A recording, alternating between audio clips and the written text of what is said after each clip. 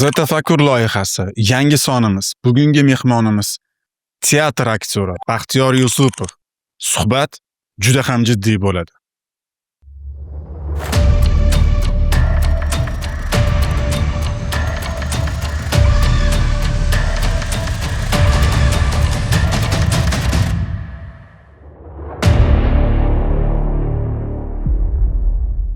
Assalomu alaykum va rahmatulloh. Sizlar ko'rib turganingiz Z Tafakkur loyihasi va bugungi mehmonimiz O'zbek Milliy akademik drama teatri aktyori Baxtiyor Yusupov bo'ladilar. Assalomu alaykum Baxtiyor. Z Tafakkur loyihamizga xush kelibsiz. Avvalambor sizga o'z minnatdorchiligimizni bildirib qolamiz. Baxtingizni ayamasdan xo'p deb kelganingiz uchun. Taklif uchun rahmat. Aktyorlik bu yaratgan tarafdan berilgan inom, holatdan chiqish uchun foydalanuvchi vosita yoki sizni o'zingizni javob variantingiz. O'ylantirib qo'yasiz-ku. Shu o'zi ko'rsatuvlaringizni ko'rganimda ham ko'rib o'tiraman. Shu savolga nima deb javob berardim men deb o'tirardim. Mana endi hozir o'zim boshimga tushib o'tiribdi bu. Buni agar to'g'ri yo'lda foydalanilsa, ayniqsa hozirgi zamonda deylik. To'g'ri foydalanilsa, bu yaratgandan berilgan in'om deb qabul qilaylik. Odamlarni yomonlikka, vaqtini behudaga sarflashga, har xil fahsh ishlarga targ'ib qiluvchi, ana shu narsalarni yoki bir qimorlarni targ'ib qiluvchi deylik-da. Shunaqa narsalarni targ'ib qiladigan bo'lsa, demak bu vaziyatdan chiqish emas, bu qanaqadir bir o'sha insonni boshiga bir kelgan bir balo deylik. Javobingizdan yana kichkinagina savolcha uyg'ondida. Zelenskiy ham aktyorda. To'g'rimi? Qaysidir mamlakatni prezidenti bo'lgani bilan baribir u aktyor. U qanaqa aktyor? U yaxshi aktyor. U endi yaxshi aktyorda, hozir endi u o'zi ham ishonib qoldi-da o'ynayotgan narsasiga. Chunki u o'sha bir nimaga siyosatga kelishdan oldin ko'rgan bo'lsangiz, "Sluga народа" degan oxirgi seriali bo'lgan. Shundan keyin balotirotsiya qilishni boshladi. Faraz qiling, siz o'ynagan rolingiz hayotga, realga aylanib qolsa. Faraz qiling. Keyin undan zo'r foydalanishyapti-da. Aktyor o'zi bir g'oyani targ'ib qiluvchi-ku o'zi. Yaxshilikni yoki bir nimanidir. Bundan oldingi gaplashganimiz. Undan hozir juda bir bilmayman endi. Tushunmasdan foydalanib qo'yishyapti. U ham o'ynab qo'yyapti-da. O'ynamaydigan rollaringiz nechta va ular qaysilar? Va nega u rollarni ijro etmaysiz? Yo'q, o'ynamaydigan rollarim bitta asosiysi bor. Xotin kishini rolini o'ynamayman, ayol kishini rolini o'ynamayman. O'zi aytiladi, artistni deydi, aktyorni deydi, jinsi bo'lmaydi deydi. Sahnada u aktyor deyiladi, deydi, bu bejins deyiladi. Chunki teatrda vaqt kelsa hayvonni o'ynaymiz, vaqt kelsa daraxt o'ynaymiz, vaqt kelsa pantomima, tosh o'ynaymiz. Uni jinsi yo'q deyiladi. Bu qo'pol bir haligi o'xshatma. Lekin o'zi bundoq qarasa, ayol kishini o'ynamayman. Yaqinda kecha ko'zim tushdi. Instagramda qarasanglar bilinadi. Qirg'izistonda yoki Qozog'iston, Qirg'izistonda bo'lsa kerak, kela qo'zg'olonni qo'yishibdi.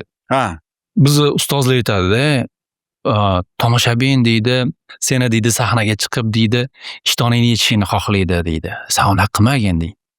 Sen aksincha tomoshabinni o'zingga, sen o'zingni darajangga ko'targin, sen tomoshabinni darajasiga tushmagin deydi. Aktyor o'zi shunaqa bo'lish kerak, tomoshabinni ko'tarish kerak. Darajasini ko'tarish kerak. Ma'naviy darajasini. O'sha aktyorning ham darajasi bo'lishi kerak. Kitob o'qigan bo'lishi kerak, ustoz ko'rgan bo'lishi kerak. Ana shularni xalqga endi kimdir ishdan keldi, kimdir bozordan keldi, kimdir ko'chada kira qilib yurib keldi, maishiy hayotdan keldida, uni darajasini ozgina kitob darajasiga, adabiyot deylik, ma'naviyat deymiz-ku baribir. O'sha darajaga ko'tarish kerak. Endi o'sha ko'rgan sahnam balki endi qiziqarli topib ko'rar. Menga yoqmadi o'sha yerda sotdi rolini. Bizda mana spektakli ham shedevr bo'lgan. Spektaklida rahmatli To't Yusupov o'ynaganlar. Oilmaqom qilib o'ynaganlar. Kinosida rahmatli Dilbar Ikromov o'ynaganlar. Ikkalalari bilan biz sahnada ishlaganmiz. Ular hech qachon maynavozchilik qilishmagan. Hech qachon maynavozchilikni o'zlariga erk berishmagan. U yerda erkak kishi, menga o'xshagan bir erkak kishi shu bo'yanib olganda, bo'yanib sotdini shunaqangi endi bachkana qilib o'ynayapti. Yonida Farmonbek undan 5 battar bachkana qilib o'ynayapti-da endi. Xalq shuni kulyapti, mazza qilib. Lekin juda achindim. Baribir u ham teatrda, chunki Qozog'istonda yaqinda bir teatr keldi, Jastar teatri keldi, yoshlar teatri. Ishoning, jahon arenalarida birinchi o'rinni oladigan spektakllar bilan keldi-da, yoshlar keldi. Qaradimda teatr dedim, biz teatrda ham qolib ketibmiz bulardan dedim. Bu o'zimning fikrim. Ya'ni bizni teatr ularnikidan ozgina oqsoqlangan joyi bormi? Ha, biz baribir teatrda bajarilishi kerak bo'lgan ishlar borda. Masalan, g'oyaviy mana shunaqa narsalar qo'yilsin degan baribir talablar bor-ku bizga qo'yiladigan, masalan, tepadan yuqoridan beriladigan vazifalar bor. Baribir u xohlasangiz, xohlamasangiz, aktyorni bir haligi qolipda ushlab turadi. Ramkaga solib qo'yadi. Ramkada ushlab turadi ba'zi bir nimalar. Ko'pincha siz jahon klassikasini olgis keladi, baribir aktyor klassika bilanda, Shekspir bilan, o'sha Schiller bilan va hokazo. Va bu narsalardan borgan sari biz uzoqlashib boryapmiz. Maishiy spektakllar, masalan, yo'q emas, bor bizda ham, bor ko'p. Lekin ularni oldida ular hozir shu darajadaki qozoqlarni aytyapman, qozoq birodarlarimiz sahnada dekoratsiyalardan o'ta minimalizm foydalanib, bizda hali ham o'sha naturalizm deymiz. Uy bo'lsa, uy qurishimiz kerak. Ha. Rekvizitchilar bechora maza qilib shunaqa katta uylar quramiz boshqa. Biz endi o'sha klassika davrdamiz, hali ham o'sha oldingi retro davrdamiz. O'qigan professional aktyor hamda o'qimagan aktyor va aktrisalar orasidagi farq va uni kelajakdagi oqibati qanaqa bo'ladi? O'qishda ustozimiz bor edilar, yosh ustoz edi, lekin juda zo'r gaplar gapirardilar, Suhrob akam. Bizga sotsiologiyadan kirardilar, adashmasam. Shuning zo'r gapi bor edi. U paytda bojalar chiqqan payt aytishganki, o'qimaganlarga deydi osonroq bo'ladi sizlardan ko'ra. Rol ijro etish. Yo'q, rol ijro etishmas, shu populyarniy bo'lish ma'nosida. Nimaga? O'qigan odam deydi, buni olib chiqsa bo'ladi, buni olib chiqsa bo'lmaydi degan narsani farqiga boradi deydi. Ha. O'qimagan odam uni farqiga bormaydi, o'shuning uchun u chiqaveradi deydi. Xohlagan narsasiga chiqaveradi deydi. Xohlagan narsasida. Undan qaytish yo'q deydi. O'shuning uchun u choynakda ham chiqqani uchun uni ko'rib reklamasi, ya'ni o'sha targ'iboti kuchayib deydi, odamlarga tezroq taniladi unaqalar. Odamlar qabul qilishi ham bor-ku. Demak, odamlarni rostdan ham siz boya aytib o'tganingizdek, aktyor o'zini urvini yopishib olar ekan-da. Shunaqa tushib ketyapmiz-da, hozir tomoshabin tushib ketyapti-ku baribir. Nodira Mahmudovaning zo'r gapi bordi. Hali oyog'imiz yerga tekkan yo'q deydi. Nima degani bu desa, cho'kyapmiz deydi. Cho'kyapmiz, lekin oyog'imiz hali yerga tekkan yo'q deydi. Oyog'ing yerga tekkaningdan keyin deydi, baribir tepish bo'ladi deydi tepaga. Tepaga siltanasan deydi. O'sha yerga tekkunimizcha baribir cho'kamiz deydi. Bu teatrda ham, umuman san'atda ham, kinoda ham deydi. Ha, shunaqa gaplar bilan gaplashganimda, nimaga bunaqa bo'lyapti? Nodir opam zo'r rejissyorda, yoshlar bilan zo'r ishlaydilar. Mana institutda nechta shogirdlar, rejissyorlar, aktyorlar chiqarganlar, Nodira Mahmudova. Shulardan gaplashsam, zo'r gaplar bo'lish. Hali yerga tegmadi oyog'imiz deydilar. Oqibati qanaqa bo'ladi deb o'ylaysiz, Baxtiyor aka? Endi bilmadim. Hozir o'zimcha bir grandiozni bir olamshumul gaplar gapirgim kelmaydi.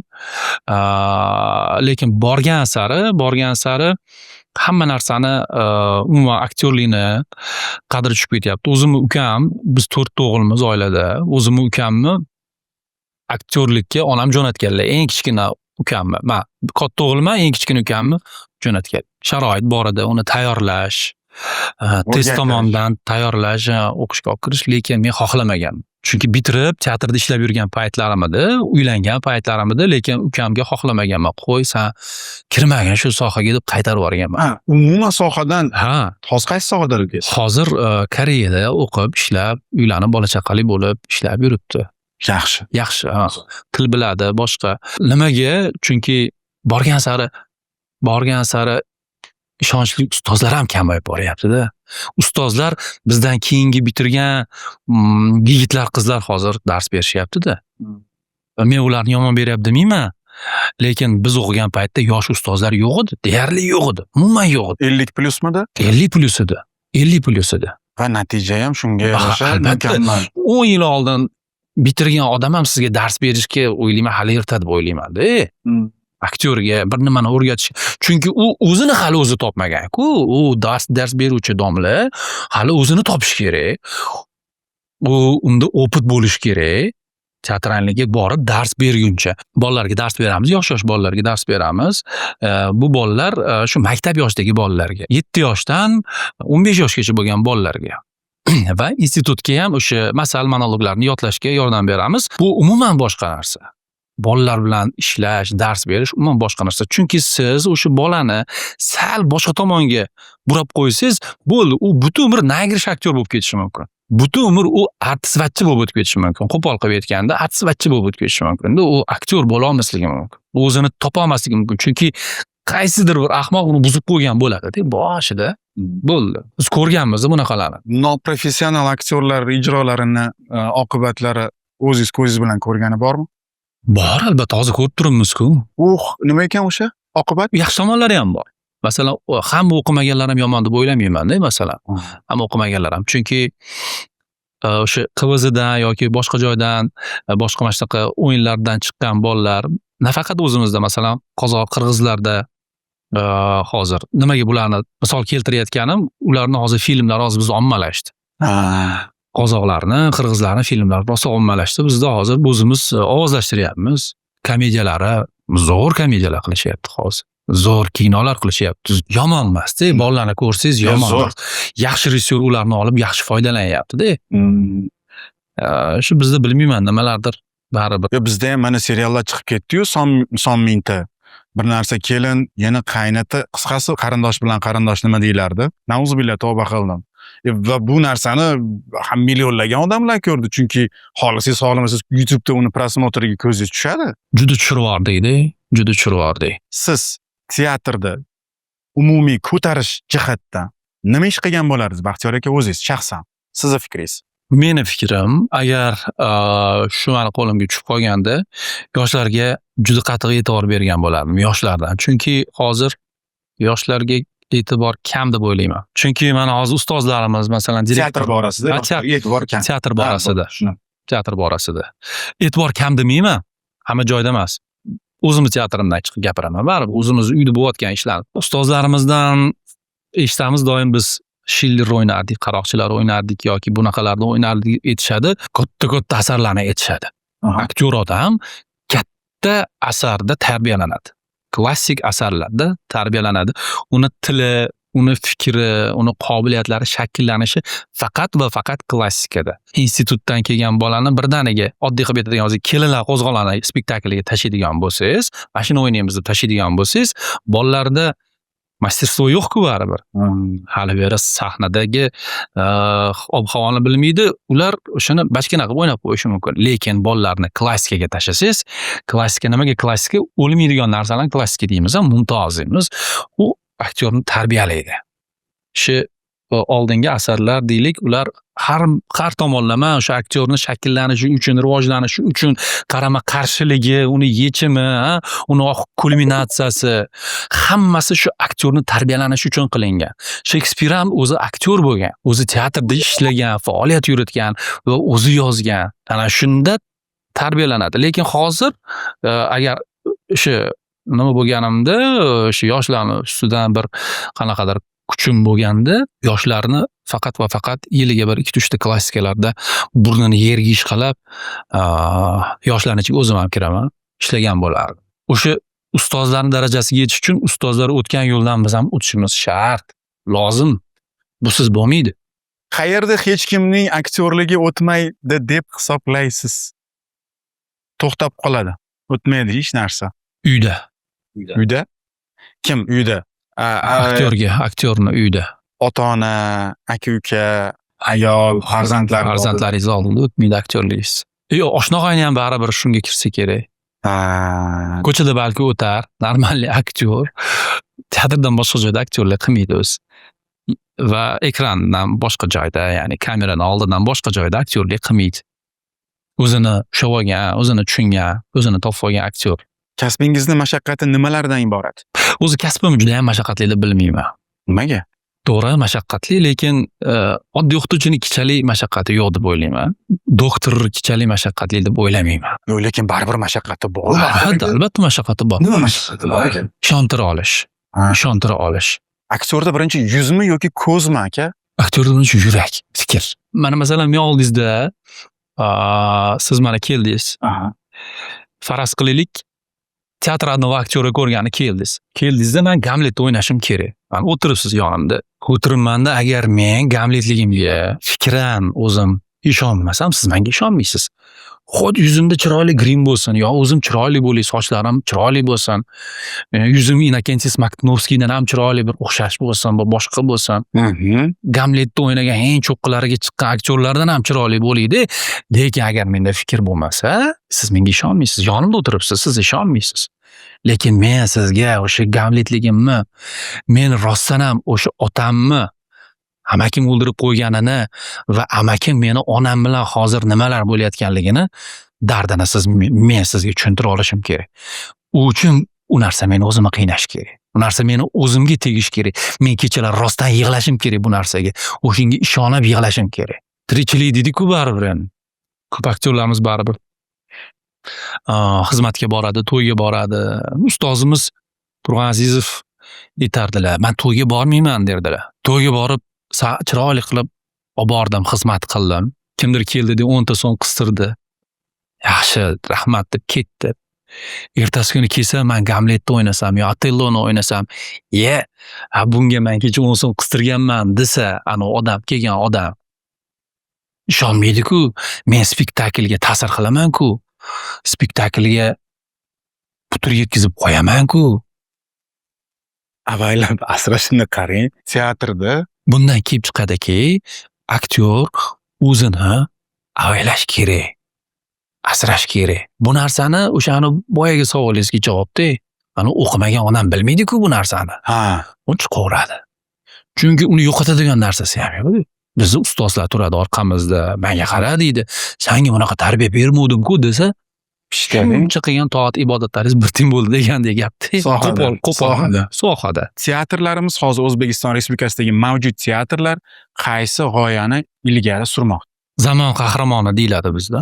Balki bir biznesmendir. Nimaga boya gaplashdik-ku, o'sha tepadan keladigan buyurtma spektakllar. Zamon qahramoni spektaklini qo'yinglar deyiladi. Nimaga? Yoshlar spektaklga kelgan tomoshabin, men shunaqa qilishim kerak, men shunaqa bo'lishim kerak deb o'rnak o'laroq. Intilishi uchun, o'rnak olishi uchun shunaqa bo'ladi. Va unaqa spektakllar bo'lgan, biznes haqida, noldan ko'tarilgan biznesmenlar haqida, ularning hayotlarini biz spektakl qilganmiz. Haqiqatdan qanaqa qiyinchilik davrlardan o'tganini ko'rib, tomoshabin rostdan ta'sirlanadi. Va albatta, men ham eplayman, men ham demak hozir shunaqa qiyin davrda ekanman, demak shunaqa bo'lar ekanman degan o'ziga o'zi ishonch bo'ladi. Shunaqa narsalarni baribir targ'iboti muhim turadi bizda. Aktyor va aktrisa ijro etayotgan obrazi va roliga qanchalik darajada javobgar hisoblanadi? Bu professional, noprofessional hammasiga tegishli. Masalan, teatrda bo'lsa, rol o'ynadim. Agar yaxshi o'ynasam, Baxtiyor, bravo, zo'r o'ynabdi deydi. Agar yomon o'ynasam, rejissyor qo'yolmadi deb qo'ya qolaman. Endi bu kinoga ko'chamiz, reklamalar bor, kinolar bor. Reklamalar bor. U yerda nima bo'ladi? Javobgarlik. Artist o'zi javob beradi. Masalan, onam aytadilar, bolam deydi. Shunda orqangga qaraganingda, shu ish qilmasam bo'lardi ekan degan ishlarni qilib qo'ymagan deydilar. Xuddi shu narsa hamma joyda andozada bilaman o'zimga. Umuman sahnada ham shunaqa rollar keladi. Qanaqasi qimor targ'iboti juda ko'p keladi. Hozir bor-ku. Bilmayman. Qachon tugayarkan bular? Ko'p do'stlarimiz, biz bilgan, tanigan bolalar, qizlar shu narsalarni hozir targ'ib qilib qo'yapti. Ertaga buni javobi bor-ku. Hozir aktyorlikka ketayotgan, aktyorlikka tayyorgarlik ko'rayotgan yoshlarga, qizlarga maslahatingiz. Siz ham ko'rib turib qaysidir bir ona aytishi mumkin-da, bolam, shu Baxtiyor Yusupga o'xshagan aktyor bo'lgin, sen ham katta bo'lsang, chiroyli bir 6-7 yosh bolaga kimdir hozir sizni yaratgan obrazlaringizni ko'rib aytayotgan bo'lishi ham ehtimoldan xoli emas. Bari so'raymizda, suhbatlashadigan, maslahat oladigan ilmli insonlar bor. Shulardan so'raymiz, qanaqa bizning kasbimiz? Yaxshilikka targ'ib qiladi, yomonlikdan qaytaradi. Shekspir aytganidek, o'tirgan tomoshabin o'zidagi bo'layotgan qusurlarni sahnada ko'rib, beixtiyor undan ta'sirlanadi deydi. Men kelsamki, agar bir zinokor bo'lsam yoki bir poraxo'r bo'lsam, shu yerda bo'layotgan spektaklni ko'rib, uni holatiga tushaman deb baribir. Ertaga meni ham boshimga tushadi. Bir uyg'onadi-da, bir silkinadi-da, hali zanglagan yuraklar bir silkinadi-da, zanglarimda to'kiladi. Ishim bilan deyman, xizmat qilyapman deb o'ylayman xalqqa. Insonlarning eng yaxshisi ularga ko'proq foyda beruvchisidir. Endi agar ba'zi bir haligi opalarga o'xshab bir paytlar yaxshi artist bo'lgansan-da, nimadir bo'ldi-da, senga nimadir ichirib qo'yishdimi bilmayman. Sen umuman ichingni o'zgartirib qo'ydi-da, ertaga farzandingni oldida nima deb javob berasan degan savollar meni ko'proq qiynaydi o'shalarga qaraganda deyman-da. Qoladi-yu bu-da hamma narsa. Mavzuni ichida-da shu haligi uyatsiz kinolarga tushadigan zvizdalar, porno zvizdalar deydi-da bunaqalar. Shunaqqalarning bittasi hozir maqtalinyapti Amerikada. Butun o'sha saytlardan o'zini nechidir 100 mingtadir nimasini pulga o'chirishga harakat qilyapti. Nimaga? Chunki u qiz, o'sha aktrisa to'g'ri yo'lga o'tib, farzandli bo'lib, farzand ko'rgandan keyin tushunibdi. Ertaga bolam ko'rsa, nima edi bu demasin. Я хочу, чтобы завтра мой сын гордился мною deb uyatsiz behayo videolarni yo'qotishga, saytlardan o'chirishga pul sarflayapti hozirda. Bu men iloji yo'q ama men aytib sizga harakat qilingan, вообще iloji yo'q. Endi O'zbekistonda yashasak, o'rtoqlar, ota-bobomiz musulmon. Onamiz bunaqa tarbiya bermagan, otamiz bunaqa tarbiya bermagan. Har xil narsalarda chiqib, g'alati bir ishlar qilsa. Masalanda, qaraymanda, ertaga farzandi ko'rib, sinmaydimi deb o'ylayman-da. Menga nahot shu savol qiynamasa-ya deyman-da. Qarang. Nahot shu savol ertaga farzand, men qarasam onang u bolani maktabda na bir ovozi bo'ladi, na bir qo'l ko'tarib fikrini ayta oladigan ovozi bo'ladi. Ulpatlarini ichida. Na ulpatini ichida. Eng yaqin ulpatini ichida ham jim o'tiradi. O'shanaqa aktrisalarimizdan bittasi videosi tarqab ketib qolgan, behayo videosi tarqab ketib qolgan. O'ta unaqa behayo bo'lmagan. Shu birov ko'rish kerak bo'lmagan videosi tarqab ketib qolgan, bir 4 yil 5 yil oldin. Qizini fotihasi buzilib ketgan, to'ylari buzilib ketgan. Bo'ldi, ani o'g'lini hayoti alg'ov bo'lib ketgan. Biz bilamiz endi buni. Na ulfatlari hurmat qiladi. Ayniqsa bizda bor-ku shunaqa haligi yomon, qichima gaplar qiladigan. Jirkib beramiz u. Biz mana tur bo'ladi-da sirazi. Maqara oyim bilan borgan, gaplashgan, u yoqqa boradiganlar bor-da. Atayna asabiga tegish uchun ham aytadi bizda. Bolalar. O'sha gapiradiganlarning ham hamiyatiga tegadi-da. Shunaqalarni o'ylayman-da, yaxshilab o'sha yoshlarimiz baribir kasb tanlashda ozgina o'ylanishsin.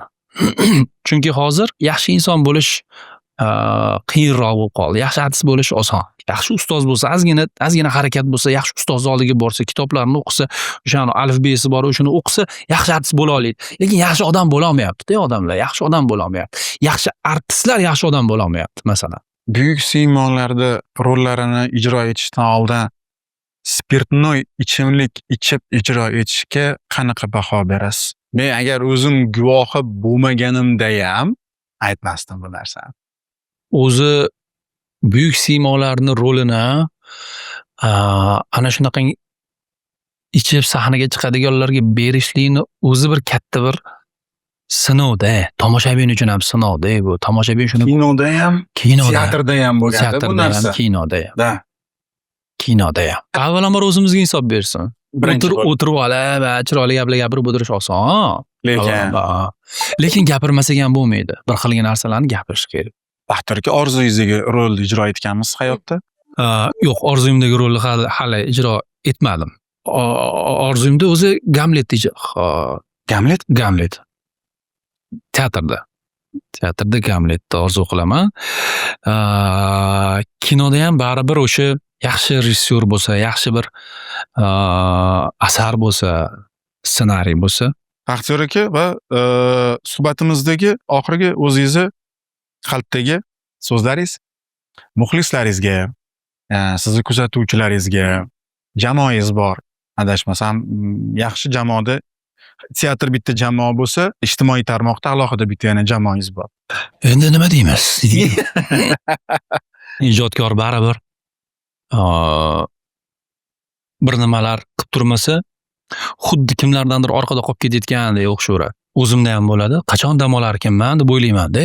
Qachon bir 3-4 kun qatorasiga dam olarkanman deb o'ylayman, lekin bir kun dam olsam, nimalardandir qolib ketdim-a deb ko'chaga chiqib ketaman. Bu hozir o'ylab qarasam juda vasvas bo'lib qolar ekan odam, vasvas. Hozirgi zamonda va Instagramda mana faoliyat yuritayotgan odam bo'lib gapirmoqchiman. Har doim ham aktyor degani faol bo'lish kerak emas ekan o'zi. Faol deganda nima? Hamma joyda qilib, suqilib, har kuni bir nimalar, storieslar, videolar qo'yib Instagramda. Har kuni bir qanaqadir bir reelslar olib, boshqa qilib, aktyor odam o'sha sog'inadigan bo'lish kerak. Sog'intirib yashash kerak. Sog'intirib yashash kerak. Ba'zi aktyorlarimiz bor, bilasizmi, hamma narsaga chiqmaydi. Masalan, Dilnozalar Kubayeva, hamma narsaga chiqmaydi. Oxirgi marta qachon chiqdi bilmayman. Hozir agar chiqadigan bo'lsa, tomoshabin kutyapti. Bunaqa misollar ko'p. Lekin hozirgi yoshlarimiz, qizlarimiz, chiroyli aktyorlarimiz, aktrisalarimiz voy bugun stories qo'ymadim, voy axvatim tushib ketibdi. Modellarimiz deng. Modellarimiz deng. Namunali hayotni targ'ib qiluvchilar deng ularni. Ano, axvatim tushib ketibdi deymiz. Qarayman, nima bo'pti deyman-da. Oiladagi axvat nima bo'pti? Oqibat degan axvat qadi. Oqibat degan axvat, qarindosh urug'chilikdagi silay rahmdagi axvatlar nima bo'lyapti? Bu narsalar umuman bir-biriga juda qarama-qarshi narsalar-da. Instagramga chiqib olib, bir nimalar qilib ko'rsatgandan ko'ra hayotda sokin kunlar ham bo'lish kerak. Tinch kunlar bo'lish kerak. Haligi hech narsa bo'lmayotgan kunlar ham bo'lish kerak. Sen yo'q bo'lib qoladigan kunlar bo'lish kerak. Yo'q bo'lib qolganda, lekin yaxshi narsa bilan chiqqan. Aytadigan gaping bo'lmasa, bir fikring bo'lmasa, bir nima keldi-da, rostdan ham shu narsa mana shunaqa ekan, odamlar mamnaqa, kelinglar mamnaqa deydigan yaxshi gaping bo'lmasa, nima qilasan? U chiqsa chiqmasa, chiqib olib kuchani bir nimalar qilib. Men shunaqa o'ylab qoldim oxirgi paytlar. Sahnada bo'lgan eng katta siz guvohi bo'lgan yoki eshitgan hayotda juda katta zarba yeydi-ku, lekin sahnada chiqib rolni ijro etadi. O'zim oldimda bo'lgan, endi institutni tugatib, teatrda 1-2 yildan beri faoliyat yuritib borayotgan paytimiz O'zbekcha raqs degan spektakl o'ynaymiz. O'rtog'im Navro'z Jumayev aktyor. Yo'q bo'lib qoldi spektakldan keyin. Spektakl o'ynadik birga, komediya, tragikomediya, komediya rol o'ynadik. Tugagandan keyin yo'q bo'lib qoldi. Poklonga chiqmadi-da. Poklonga chiqmasa bilasiz, endi u kursdoshlar 10 ta kursdosh ishlaymiz teatrda. Keyin boshqa kursdoshim keldi-da, o'rtog'im Ixtiyor keldi-da. Spektakldan oldin xabar keldi dedi. Navro'z Namanganlik. Navro'z otasi o'tib qolibdi dedi, o'shanga ketdi dedi.